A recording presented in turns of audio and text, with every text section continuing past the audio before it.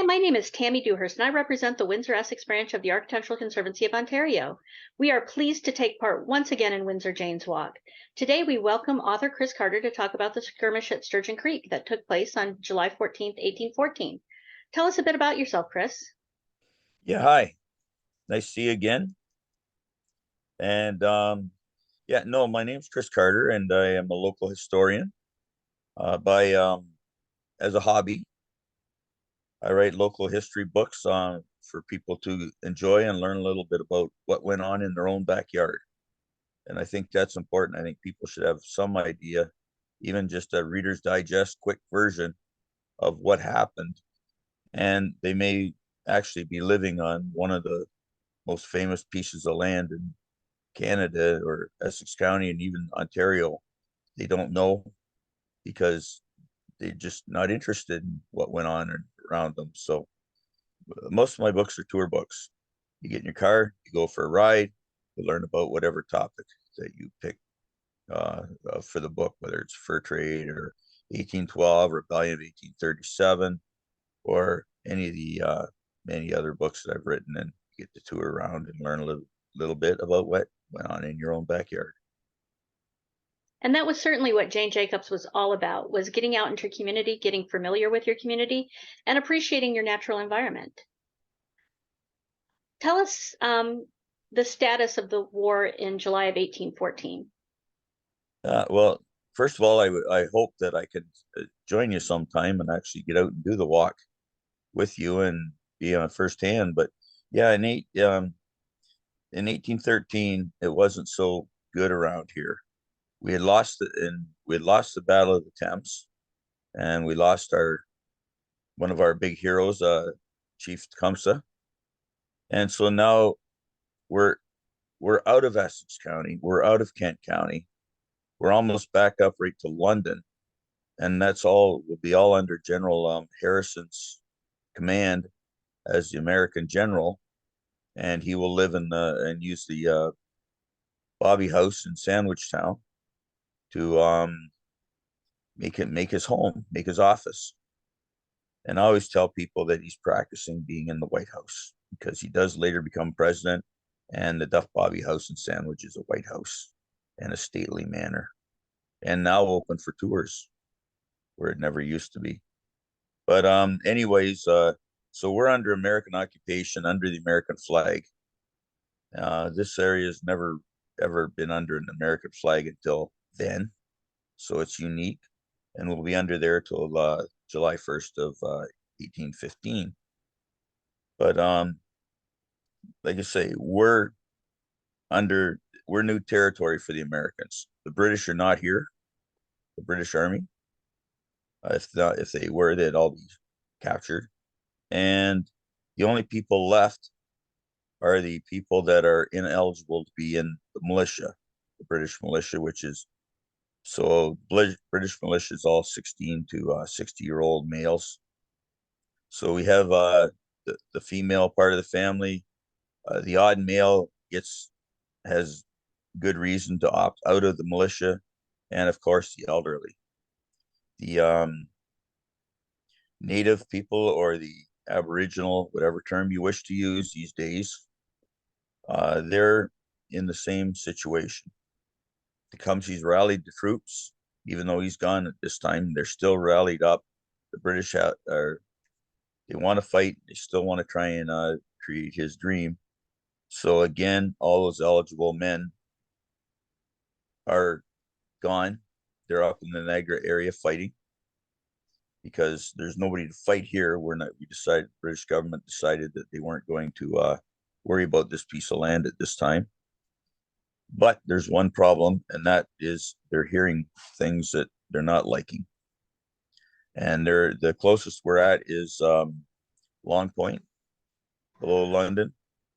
And with that in mind, they decided, hey, there's something going on down there. We better find out. Well, the Americans are going around.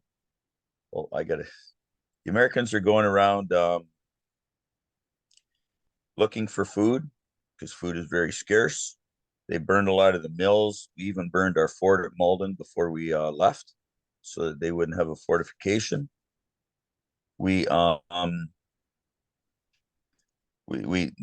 they're patrolling their new area because we lost Lake Erie in the Battle of Lake Erie as well.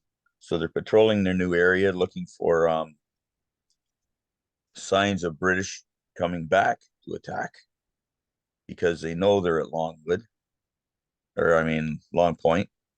So they're looking for that. And then what happens is they're out on patrol. Some of the stories say that they ran aground at Point Pelee. Some say they went in again looking for food and looking for things. But anyways, they ended up going into the mouth of Sturgeon Creek. As you go to Point Pelee, there's a bridge there that goes up and over Sturgeon Creek into that area there. It's today it's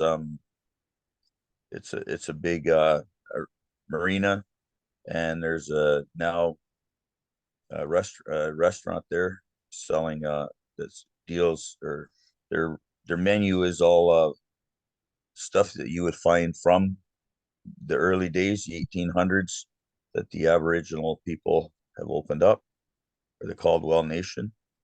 And they went in there. Of course, they were attacked by the Caldwells that were left there, or though they weren't the Caldwells yet. Okay, they weren't that nation yet, but they were attacked by them.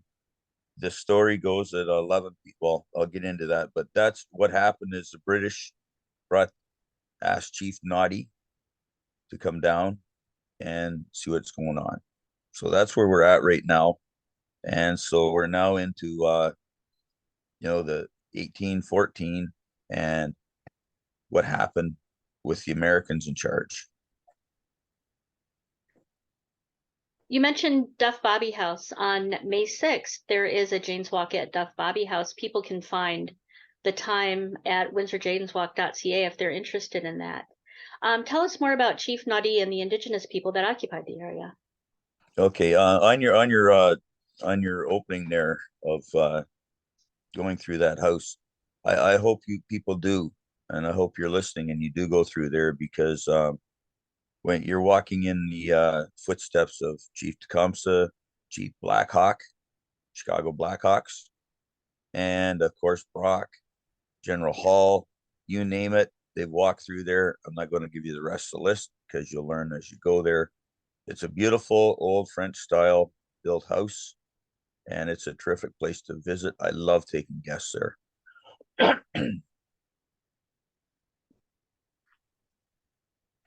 So I'm sorry, your question I'm again?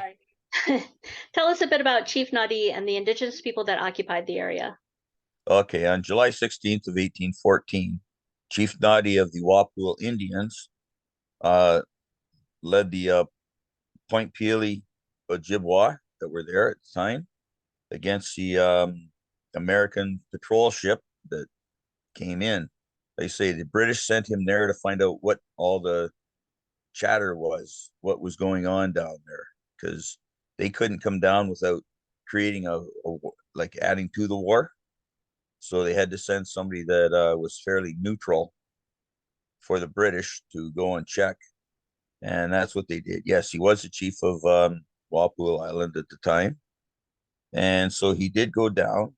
Um, he would have taken people with him, obviously. So now he may have had some younger fighting people. But he went down at that time, is when he happened to be there, is when the American patrol ship got stuck on the sandbar, or did whatever happened to make them stay there and not run. And like I say, it could have just been a patrol thing that they thought, well, we'll go in and see what we can get in this area. I don't know for sure. We don't know for sure. The biggest problem with the whole event is that we weren't here.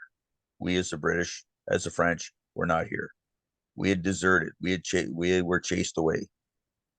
And so, like I say, the closest we were was Long Point, but not the people. The people actually went all the way up to Brant's Ford, or Brantford, onto the Mohawk Nation's reservation there on their land on the Grand River. So we weren't here at all. We sent somebody that could get there, and see what was going on. And fortunately, he was there when he was needed. As I said earlier, there was no Caldwell Indians then, or nations, or any other term. They were, the people on the point were mostly Ottawa Indians, or Ottawa Nation, I should say. There was several other nations living there at the time, mostly the ones that were in our county. We had at least four different ones, different nations living in our county at that time, at the start of the 1812. Wyandots is another, Potawatomis is another, and they were those, that's who they were, those nations. Okay, they became a Caldwell Nation later, and that's another story or another question or something. What do we know about the skirmish at Sturgeon Creek? We know, we've actually know not a lot, as I mentioned. We were not here, so we have no British or French records to go back on. 3 years before, like 1812, we had 2012 was the 200th anniversary. 3 years before that, we were approached by a gentleman, a historian from Kentucky, that wanted to come up and have a dedication to his fallen men. Okay. The Americans got beat up. They died. You don't go in with a small little patrol ship and decide you're going to start shooting and expect to get away. But what the biggest challenge to this thing was finding something, because like myself and one other person who really get into researching, we couldn't find a thing. We're lucky to find a snippet that said that, well, we have concerns down in the Essex County area. We better send Chief Noddy over there. And that, I mentioned that already. So we took those concerns, looked, and we finally, you find a word here, you find a word there, you find a little paragraph, or not even, we didn't even find a paragraph, is like little sentences here and there in about 30 or 40 different books and documents. And we put together what we thought happened. I wrote a little book about this. Yeah. Okay, and I know you have one there. Yep, I But have I it wrote right a little here. booklet on this event to have something for this ceremony. And we present four different versions. What was really exciting, or the thing we went, oh, thank you, we lucked out. We had the plaque made. We went and put the book together with what we had found.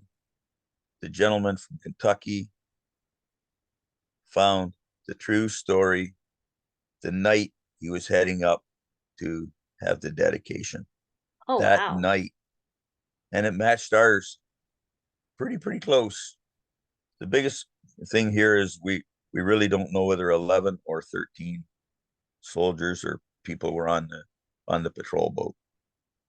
Why that's important is because the nine were killed, one wounded, and one that got away to go back and tell the story. So that's 11. And that's what we found. We never did find 13 people. So if you read the little booklet, there's four versions there. You can pick the one that you think is best, or you can do some more research and pick the one that works. But anyways, 11 soldiers came in. One, you never leave a ship or your boat, your getaway, unguarded. It's the last thing you do, because then you're dead anyways, because you got nowhere to run. So like I say, there was they left somebody there, probably two, but the rest were killed. If you didn't have somebody that could go back and tell the story, the commander, or Harrison, whoever was in charge at that moment, would have said, well, oh, they must have been lost at sea. Whether it was a flat whether it was a nice calm Lake Erie or a miserable Lake Erie, it didn't matter, because that's what they would have said. They wouldn't have thought that everybody deserted.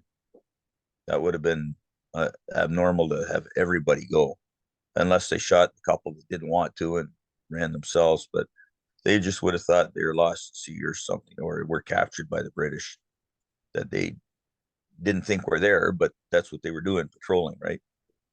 So one got back, told the story, with some help of a few of the locals. They came back the next day, and this was very common in the battle then. There was peace the day after. Mhm. They came back, they buried their dead, and that's what we were having the ceremony about. Not only that, we put a beautiful plaque up.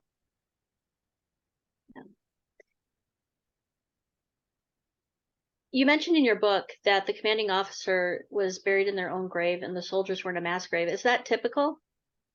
Yes, it's very typical of all armies. They're up, they're further up, right? They're not the common soldier Hmm. or the common Navy people. They were they were soldiers, period.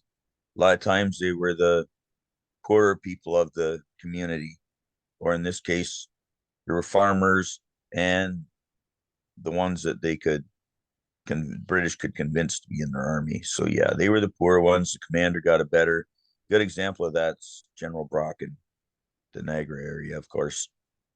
He's got a huge monument compared to everybody else. But yeah, see, he was put separately and buried separately. There is a native cemetery about a couple thousand feet away, if even that far, probably closer to 1,000 feet from it. We don't know if there was any of the Aboriginal people that were killed or not. We're going to say I'm sure there was a couple. The Americans must have got off a few shots, if not wounded, maybe a couple dead. But there is one there anyways, regardless. If you have a place you're living, you're going to have a cemetery or somewhere. So they just happen to be in the same area. Well, there's a cemetery there. We'll bury them just off the side from the rest. And yes, he's buried separately. Now, you've mentioned the plaque at Mercy Park. People who are going to are people of Point Pelee Walk, that's going to be led by the Caldwell First Nations, will be passing right by that park. You mentioned in that plaque that there were no British losses, but there were an unknown number of Indigenous losses and 9 Kentucky soldiers. Right. So we don't really know. We just know that the British weren't there. There was no British soldiers at all there. Yeah. No British militia. They were up Yeah. actually. I hope I have the right name. I believe it's Stony Creek up in Niagara area, because we have the Stony Point here, and sometimes I get a little mixed up. But I believe it's Stony Creek. We were up there with our militia, and we had won that battle of Stony Creek. So we know, like, there's evidence enough that we weren't here. But we do know the number that were buried. We do know the who commanded it, and the plaque will tell you that yes, we don't know, like I say, how many, if any, of the locals that were there, the Aboriginal people, the nation, how many of them died, because we know there's a cemetery, but that didn't nothing said that they just said they buried their dead. So we don't know a number.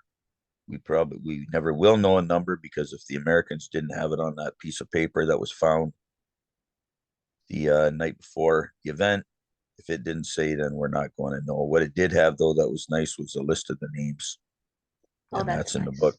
The names of those Yeah. buried and the names of the group.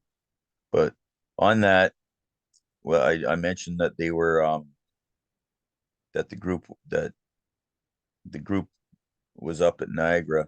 That was the men, the nation, the men that I said were from the tribe that went as part of a militia to fight the war and fight Tecumseh's war, if you wish, Tecumseh's war. So what happened though is their commander was William Caldwell of Amherstburg, and they became known as Caldwell's with an apostrophe. Not that he actually owned them, but Caldwell's Rangers. When it was all said and done, they were given the entire point of Point Pelee for their efforts in the War of 1812, until the Canadian government decided they wanted off of them to make a national park. So the plaque does tell you, we don't know everything about it. The burial ground is on private property. They would not let us on the property, the current owner, although they were buried on the Drouillard family farm. And like I say, there's already a Caldwell now. You can call them Caldwells now because they were Caldwell's Indians, Caldwell's Rangers, and that's where they got the current name they have. And that's why they had a lot of problems with the government, because there's no such thing as a Caldwell Nation of Indians. They were all Potawatomi, Wyandot, and Fox, you name it, they were a mix. And today they're mostly Potawatomi, if not all Potawatomi that's there. But that's the important thing we didn't know. The Drouillard family treated it as a proper graveyard and memorial garden for well over 100 years that they owned the land before they sold it. And unfortunately, the current owner wouldn't let us on there. So, and the Caldwell Nation did not own the marina when we had that event. So therefore, we had nowhere to put the plaque except in Mercia Park, which probably would have been part of it anyways, like part of the event anyways, because of where it was located. But you got to remember, the soldiers came in the mouth of the creek, but the Caldwell's Nation now, that they're called, would have been around that harbor. They wouldn't all have been in one little corner. It's a small harbor.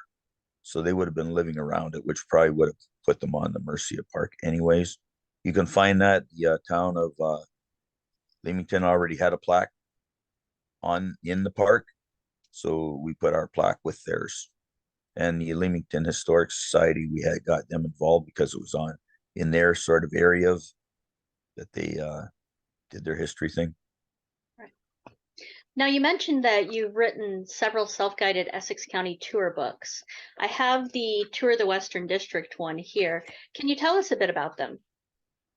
Yeah, well, I did mention it a little bit earlier that yes, I have. I've written a fair amount of books. Some of them, they're not tour books, as in the 1837, because our Battle of 1837, which people wanted information on. So I wrote a book about. There's only 4 sites. One's in the middle of Lake Erie. One's on the island of Turkey Creek, or of Turkey Island. They're not accessible to anybody unless you have a boat. And what do you want to be out in the middle of the lake looking at some water for anyways? And that was the Battle of Point Pelee. The Schooner Ann was a big one. The rebels came out of Detroit on the Schooner Ann, were smart enough not to attack the fort. They only had a little schooner, and the fort, of course, was a fortification with cannons.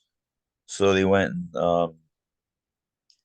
and attacked the burg of Amherst or Amherstburg, and the British soldiers were out. And anyways, we won that one. And the last one was at the Bobby Orchard, downtown Windsor, at the Bobby House there. And that ended that rebellion. But there's really nothing to see.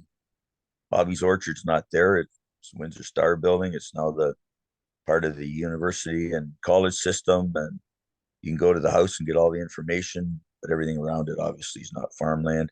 The other books, we came because of the fur trade. There's the War of 1812. There's one on lost communities, all those little 4 corners all over the county. I've got well over 50 in the book, and I'm sure I missed some. And they say, why did we come? 1830s was the rebellion. I did that. I've got it. There's general books on the whole history. County Road 50, Colchester Village itself, as well as the whole County Road 50. Colchester Village is the oldest planned town in Ontario, this side of Kingston. At the same time, they planned what became that Newark or Niagara on the Lake. So those two towns were planned and started in 1792. And if you say, well, yeah, Sandwich was 1793. Toronto, York was 1793 or 4. I can't remember which. I just can't remember because I don't know if I ever knew. But it's one of those two. Amherstburg, 1796. So you can see we're the oldest. Colchester here in Essex County is the oldest planned town, as well as Niagara on the Lake, or Newark, which was called at the time. And that's important to what happened and why it happened, and where the center of the where the town started, what actually happened. Yes, there was French living on this side, but they were actually, if it wasn't for, well, you can call it what you want. It was Detroit came into Canada because we were all British, we were all French. So they were just citizens of Fort Detroit, or the Detroit, what's now the city of Detroit. They just happen to have a river between them. Stratford, London, everywhere has rivers dividing up their city. Ours is a little wider, and now an international border, but it wasn't at the time. But they were farms. They weren't cities or towns or villages. They were just people living on farms that would canoe or whatever every day over to the fort for maybe work, maybe their supplies, whatever they were doing. Heritage Colchester is also conducting a walk through Colchester on April 30th. People can find the time for that at windsorjaneswalk.ca. Can you tell us where people can find you and find your books? I'm out and about at most events. Heritage Colchester is putting on 4 markets this summer. I'll be there. It's important you support that group. They started and formed their only objective was to save the one-room school there. And so they're trying to raise funds for that. So by coming here, helping support that. And so it's very important that we save at least one of these one-room schools. Most of them are now houses or gone. Yeah. And this one's one we're saving. It's got quite a history on it. I also wrote a book on Black history and toured the Black history sites. And like you said, the native population as well. But no, please support that. I'm at Canadian Transportation Museum and Heritage Village a lot. My books aren't in their store right now, but I expect they'll be going back into it now that as soon as they reopen for the season with the Heritage Village. They're open day to day now, and so is the store, but the Heritage Village, the outside grounds aren't open. You can't go through the village. And Juniper Bookstore in Windsor. And you can always email me, which you can get on my website, touressex.ca. Will give you my email and all my information to contact me. That's awesome. Thank you so much for joining us for Windsor Janes Walk 2023, Chris. For viewers to see the complete Windsor Janes Walk schedule, go to windsorjaneswalk.ca. Thanks again.